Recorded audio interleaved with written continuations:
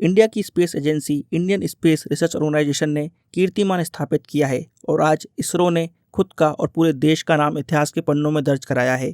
चंद्रयान 3 की सक्सेस पूरे देश के लिए एक गौरव का पल है और यहाँ पर इसरो ने दिखाया है कि इसरो के लिए कोई भी चैलेंज बड़ा नहीं है। हर चैलेंज को इसरो आसानी से पार कर सकता है और जैसा कि कहा जाता है, failures are nothing but stepping stones to success. इसी तरह इसरो ने दिखाया है कि चंद्रयान 2 की मिस्टेक से इसरो ने सीखा है और चंद्रयान 3 को सक्सेस बनाया है।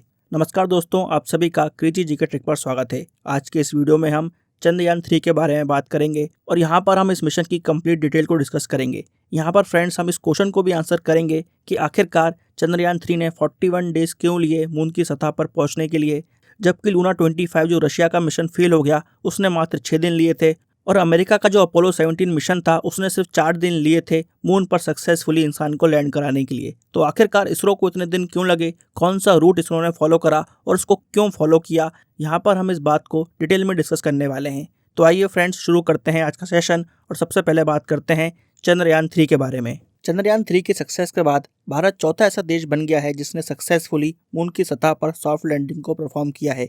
भारत से पहले यूनाइटेड स्टेट्स ने, सोवियत यूनियन ने और चाइना ने सक्सेसफुली मून की सतह पर सॉफ्ट लैंडिंग को परफॉर्म किया था और इस लैंडिंग के साथ भारत पहला ऐसा देश बन गया है जिसने मून के साउथ पोल के इतने करीब लैंडिंग करी है और ये इसरो के लिए बहुत ही इनक्रेडिबल अचीवमेंट है।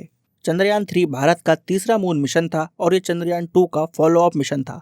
चंद्रयान 3 को 14 जुलाई 2023 को लॉन्च व्हीकल मार्क 3 LVM-3, जिसको हम GSLV मार्क 3 के नाम से जानते थे पहले, उससे लॉन्च किया गया। इसको लॉन्च किया गया था स्पेस सेंटर श्रीहरिकोटा, आंध्र प्रदेश से। यहाँ पर अगर हम लॉन्च व्हीकल की बात करें, लॉन्च व्हीकल मार्क 3, तो ये एक 3 stage medium lift launch vehicle है जिसको डेवलप इसरो द्वारा ही किया गया है और LVM मार्क 3 के अंदर हमको क्रायोजेनिक इंजन देखने को मिलता है।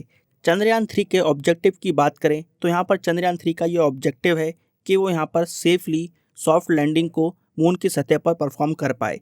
इसी के साथ यहाँ पर जो रोवर गया है, प्रज्ञान रोवर, उसको सही तरह से मून के सरफेस पर मूव कराया जा सके और यहाँ पर इन सीटू साइंटिफिक एक्सपेरिमेंट्स को परफॉर्म किया जा सके। ये ऑब्जेक्टिव है चंद्रयान 3 के। चंद्रयान 3 की मिशन लाइफ की बात करें तो लैंडर और रोवर की यहाँ पर मिशन लाइफ है 1 लूनार डे। इसको अगर हम अर्थ डेज से कंपेयर करते हैं तो अप्रॉक्सीमेटली 14 अर्थ डेज तक इसकी लाइफ रहेगी, क्योंकि यहाँ पर विक्रम और प्रज्ञान में जो डिवाइसेस लगाई गई हैं वो सोलर एनर्जी को यूज़ करेंगी। इसी वजह से लैंडर और रोवर की मिशन लाइफ यहाँ पर 14 डेज है। आइए अब हम चंद्रयान 3 के रूट को समझने की कोशिश करते हैं और जानते हैं कि किस तरह से किस रूट को फॉलो करके चंद्रयान 3 मून की सतह तक पहुंचा। इसरो ने लॉन्च व्हीकल मार्क 3 को यूज़ किया है चंद्रयान 3 मिशन के लिए। ये जो लॉन्च व्हीकल है, अगर इसको हम कंपेयर करें अपोलो 17 के लॉन्च व्हीकल से जिसका नाम सैटर्न 5 था, जो नासा ने यूज़ किया, और हाल ही में जो रशिया ने लूना 25 को लॉन्च करने के लिए रॉकेट यूज़ किया सोयुज 2, उससे अगर हम कंपेयर करते हैं तो लॉन्च व्हीकल मार्क 3 की जो पेलोड कैपेसिटी है वो काफ़ी कम है। इसलिए यहाँ पर इसरो ने ऐसा रास्ता अपनाया जिससे हम लॉन्च व्हीकल मार्क 3 को सही से इस्तेमाल कर सकें और चंद्रमा तक के सफ़र को सही तरीके से कवर कर सकें। तो यहाँ पर इसरो ने बड़ी ही चतुराई से इस तरह से रूट को प्लान करा जिससे हम हमारी क्षमताओं को सही तरीके से इस्तेमाल कर सकें। आइए इसको समझते हैं। इसरो यहाँ पर जानता था कि लॉन्च व्हीकल मार्क 3 की क्या क्षमताएँ हैं, क्या लिमिटेशंस हैं। इसलिए यहाँ पर इसरो ने अर्थ की ग्रेविटेशन फील्ड को और मून की ग्रेविटेशन फील्ड को यूज़ करने की कोशिश करी जिससे हम चंद्रयान 3 को सही तरीके से मून तक पहुंचा पाए। जब भी हम किसी भी ऑब्जेक्ट को अर्थ की ग्रेविटेशनल फील्ड से बाहर निकालने की कोशिश करेंगे तो हमको एस्केप वेलोसिटी को अचीव करना पड़ेगा और वो एस्केप वेलोसिटी है 11.2 किलोमीटर पर सेकेंड। तो इतनी स्पीड को अचीव करने के लिए यहाँ पर इसरो ने अर्थ की ग्रेविटेशनल फील्ड को ही यूज़ किया और आइए देखते हैं कि इसरो ने इसको किस तरह से अचीव किया। यहाँ पर लॉन्च व्हीकल मार्क 3 ने चंद्रयान 3 को इंजेक्शन ऑर्बिट में छोड़ दिया, जिसके बाद यहाँ पर चंद्रयान 3 अर्थ की ग्रेविटेशनल फोर्स के जरिए एक एलिप्टिकल ऑर्बिट में अर्थ के चक्कर लगाने लगा। यहाँ पर चंद्रयान 3 ने इस तरह से अर्थ के एलिप्टिकल ऑर्बिट में चक्कर लगाए कि हर टाइम हम देखते हैं कि वो एलिप्स का जो रेडियस है वो बढ़ता चला जाता है और ऑर्बिट बढ़ता चला जाता है। यहाँ पर इसरो ने बहुत इंटेलिजेंटली कि हर बार एलिप्स का जो रेडियस है वो बढ़े। जब भी यहाँ पर चंद्रयान 3 पेरिजी पॉइंट्स पर आता था तो यहाँ पर इसरो इंजन को फायर कर देता था जिससे उसकी स्पीड बढ़ जाती थी और इस तरह से एलिप्स का जो ऑर्बिट है वो हर बार बढ़ जाता था। इस तरह से चंद्रयान 3 ने एस्केप वेलोसिटी को अचीव किया और अर्थ की ग्रेविटेशनल फील्ड से वो बाहर चला गया और जैसे ही यहाँ पर चंद्रयान 3 अर्थ के ग्रेविटेशनल पुल से बाहर जाता है वो लूनार ट्रांसफर ट्रेजेक्ट्री में चला जाता है। यहाँ पर अब चंद्रयान 3 मून के ग्रेविटेशनल पुल के अंतर्गत आ गया है और अब वो मून की तरफ खिंचा चला जाता है। जिसके बाद चंद्रयान 3 लूनार ऑर्बिट के अंदर एंटर करता है। यहाँ पर भी लूनार ऑर्बिट में चंद्रयान 3 एलिप्टिकल पाथ में ट्रैवल करता है। बस यहाँ पर अंतर इतना है कि अर्थ में एलिप्टिकल ऑर्बिट की रेडियस बढ़ती जाती है और मून पर हम देखेंगे कि एलिप्टिकल ऑर्बिट की जो रेडियस है वो धीरे धीरे कम होती रहती है, क्योंकि यहाँ पर चंद्रयान 3 की स्पीड को स्लो करना है ताकि सॉफ्ट लैंडिंग को पॉसिबल बनाया जा सके। तो यहाँ पर जब भी पेरिजी पॉइंट पर चंद्रयान 3 आएगा उसकी स्पीड स्लो की जाएगी ताकि धीरे धीरे वो छोटे छोटे एलिप्टिकल ऑर्बिट्स बनाए और चंद्रयान 3 की स्पीड को यहाँ पर स्लो किया जा सके। और जैसे ही यहाँ पर प्रोपल्शन मॉड्यूल मून की सतह से 100 किलोमीटर ऊपर होता है वो यहाँ पर लैंडर को और रोवर को रिलीज कर देता है, जिसके बाद लैंडर यहाँ पर एक सर्कुलर पाथ बनाकर धीरे धीरे मून की सतह की तरफ जाएगा और लैंडर पर थ्रस्टर्स इंस्टॉल किए गए हैं जो लैंडर की स्पीड को स्लो करते हैं जिससे सॉफ्ट लैंडिंग को पॉसिबल बनाया जा सके। तो इस तरह से इसरो ने बड़ी ही चतुराई से अपनी क्षमताओं का सही इस्तेमाल करते हुए मून पर सॉफ्ट लैंडिंग को परफॉर्म किया।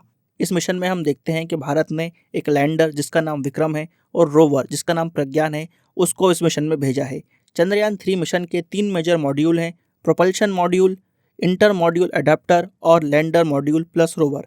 प्रोपल्शन मॉड्यूल के यहाँ पर 2 इंपॉर्टेंट काम है। पहला काम तो ये है कि वो लैंडर को और रोवर को जो मून की ऑर्बिट है उसके 100 किलोमीटर तक लेकर जाएगा। इसके बाद हम देखते हैं कि प्रोपल्शन मॉड्यूल में एक इम्पॉर्टेंट डिवाइस है जिसका नाम है spectropolarimetry of habitable planet earth shape.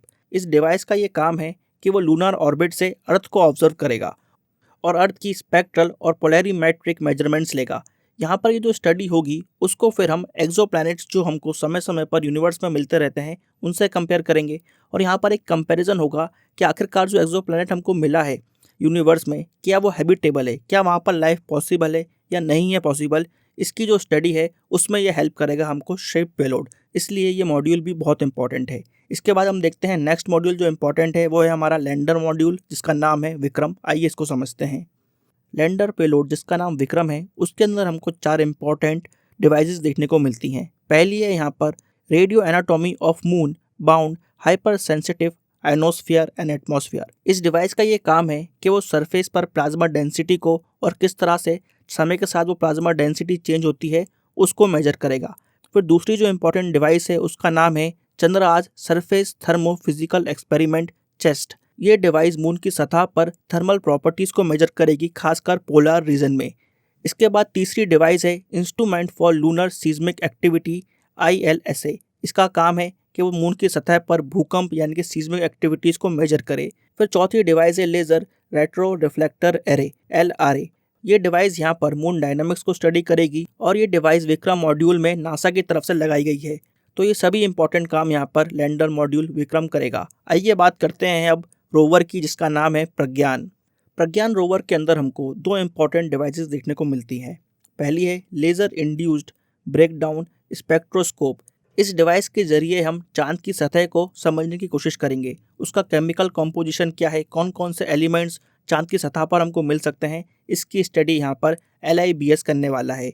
फिर दूसरी डिवाइस है यहाँ पर अल्फ़ा पार्टिकल एक्सरे स्पेक्ट्रोमीटर। ये डिवाइस यहाँ पर चांद की मिट्टी और चांद पर जो हमको रॉक्स देखने को मिलेंगी उसकी एलिमेंटल कंपोजिशन को स्टडी करेगा, जैसे कि magnesium, aluminium, silicon, potassium, calcium, titanium और आयरन। यहाँ पर देखा जाएगा कि चांद की मिट्टी और रॉक्स में हमको कौन कौन से एलिमेंट्स मिलते हैं। तो फ्रेंड्स ये थी चंद्रयान 3 के बारे में कंप्लीट इन्फॉर्मेशन। यहाँ पर हमने देखा कि इसरो ने किस तरह से सक्सेसफुली मून की सतह पर लैंडिंग करी और इस लैंडिंग के साथ भारत पहला ऐसा देश बन गया है जिसने मून के साउथ पोल पर सक्सेसफुली लैंडिंग की है। आई होप आपको ये वीडियो इन्फॉर्मेटिव लगा होगा। ऐसे और वीडियोस देखने के लिए इस वीडियो को लाइक करना और शेयर करना ना भूलें। अगर आपने हमारे चैनल को सब्सक्राइब नहीं किया है तो हमारे चैनल को भी सब्सक्राइब जरूर करें। मिलते हैं फ्रेंड्स नेक्स्ट वीडियो में, तब तक के लिए bye bye and take care.